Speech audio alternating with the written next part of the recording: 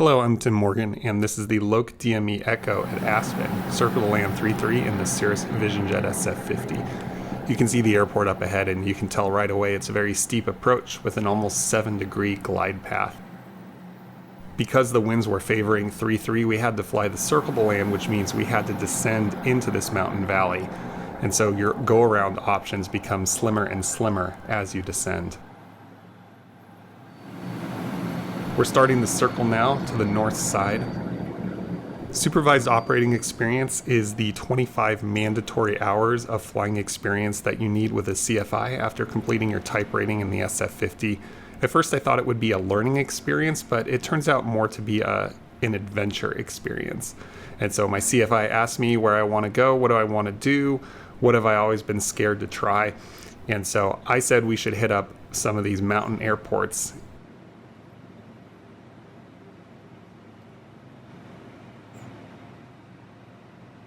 My CFI was very trusting of me and allowed me to fly this circle.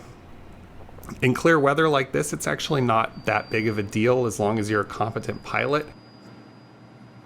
You have to respect that your go-around options are very small and you need to be stabilized as you fly through the approach. And of course, I can imagine it being terrifying in low visibility or with a lower cloud ceiling or in a faster jet.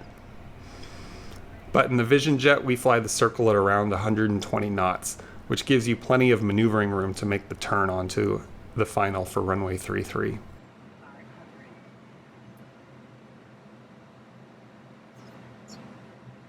My CFI told me that I am now the only person who's flown the circle to land 33 in the VisionJet. I don't know if that's true or not, but if it is, I'm immensely proud.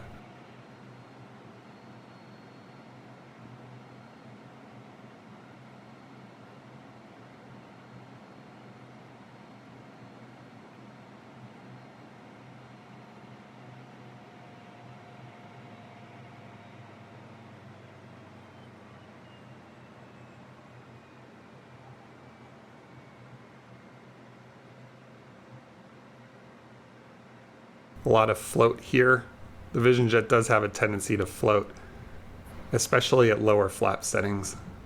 We kept a good speed margin in because of the gusty winds. We flew out using the LINS 9 departure with a VX high performance climb.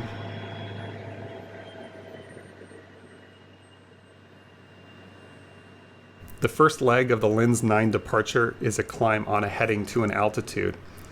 And since it's on a heading to an altitude, you don't have any guarantee of terrain or obstacle clearance. And so it's up to you to make sure that you meet the required climb gradients of the departure.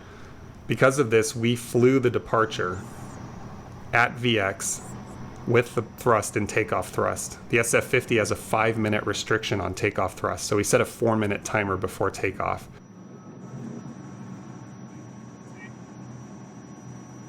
This is positive rate gear up.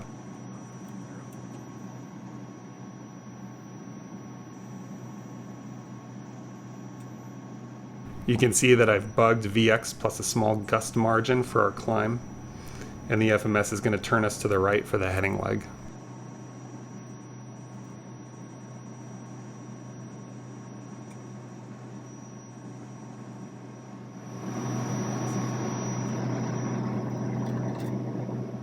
Going through the climb checklist, and we're just about to reach 9100, so the FMS will turn us back to intercept the outbound localizer. And you can see here where if you didn't have enough climb gradient, the FMS would happily fly you into a mountain on its way up to 9100 feet before starting that turn. Because of the unique terrain, I didn't brief any CAPS altitudes like we normally do. Instead, I briefed that we would just look at the TAWS screen on the right there, and if we saw black, we would run the checklist and evaluate and decide. If we saw green, we would pull CAPS immediately, and if we saw red or yellow, we would land straight ahead. That's the 4-minute timer expired. So I set MCT and began accelerating to 150 knots, which is the normal climb speed.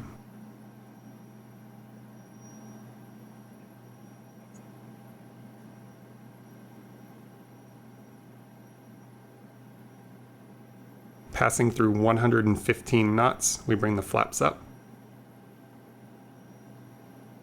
And from here on out, it's a normal climb.